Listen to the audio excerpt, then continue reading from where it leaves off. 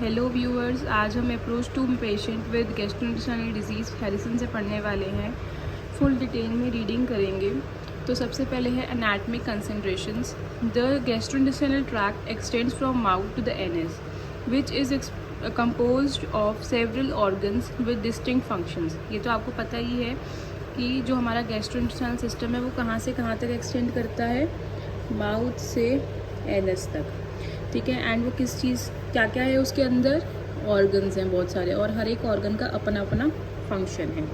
Specialised sphincters हैं वहाँ पर जो असिस्ट करते हैं GI compartmentalisation, separate the organs. आपने देखा होगा ना कि वहाँ पर बहुत सारे स्फिंक्टर्स हैं और वो अलग अलग स्फिंक्टर्स जो हमारे गट के ऑर्गन्स हैं उनको अलग करते हैं। जैसे मैं आपको छोटा सा एग्जांपल देती हूँ। आपका स्टमक है सबसे ऊपर एपिगैस्ट्रिक रीजन में, फिर उसके बाद नीचे अम्बिलिकल रीजन में आपके पास डिओडनम, जेजुनम, इलियम वगैरह है। तो आप देखो स्मॉल इंटेस्टाइन जो है स्टमक से कांटेक्ट में आ रहा है, कैसे स्टमक का जो लास्ट वाला पार्ट है पाइलोरिक रीजन और जो स्मॉल इंटेस्टाइन का शुरू वाला पार्ट है डिओडनम, वो एक दूसरे से जुड़े हुए हैं। किससे जुड़े हुए हैं? With the help of a sphincter. वो क्या नाम है उसका? Pyloric sphincter. ऐसे ही हर एक ऑर्गन के पास अलग अलग स्फिंक्टर्स हैं जिससे कंपार्टमेंटलाइजेशन हो रखी है कि ऑर्गन यहाँ पर ख़त्म होंगे करके। तो यही लिखा हुआ है उन्होंने कि specialise sphincters that assist in the gut compartmentalisation separate the organs. The gut wall is organised into distinct layers that contribute to regional activities. The mucosa is a barrier to the luminal contents और a site for fluid and nutritional transfer. तो उन्होंने बोला कि जो mucosa है वो एक ऐसी जगह है, वो एक ऐसा दीवार है, एक ऐसा बैरियर है, किसके लिए? फॉर द लुमिनल कंटेंट्स, यानी फ्लूइड जैसे कंटेंट के लिए या फिर न्यूट्रिशनल ट्रांसफ़र के लिए। ऐसा होता है ना कि आपके पास 4 लेयर्स होती हैं ऑर्गन्स की हिस्टोलॉजी में, मस्कुलर लेयर, सर्कुलर लेयर, ठीक है, सब म्यूकोज़ा। तो म्यूकोज़ा सबसे अंदर वाली होती है ना, तो वो कह रहे हैं कि अब उसके आगे तो क्या ही होगा, तो वो बैरियर की तरह काम करती है। Gut smooth muscles in association with the enteric nervous system mediates propulsion from one region to the next. बहुत सिंपल लिखा हुआ है। उन्होंने बोला जो जीआई सिस्टम है वो नर्वस सिस्टम के साथ मिला हुआ है, एसोसिएशन में है। क्यों? ताकि जब हमारे पास वहाँ से इम्पल्स आता है तभी वो आगे फूड को भेजते हैं। जैसे अब आपका पेट भर गया, कैसे पता चलता है आपको? क्योंकि आपके ब्रेन से कनेक्टेड है नर्व्स जो जीआई सिस्टम की हैं। सिंपल, ठीक है। Many GI organs possess a serosal layer that provides a supportive foundation and permits external input. उन्होंने बोला कि जो बहुत सारे ऑर्गन्स हैं जीआई सिस्टम में, उनके पास एक लेयर है जिसका नाम है सिरोजा।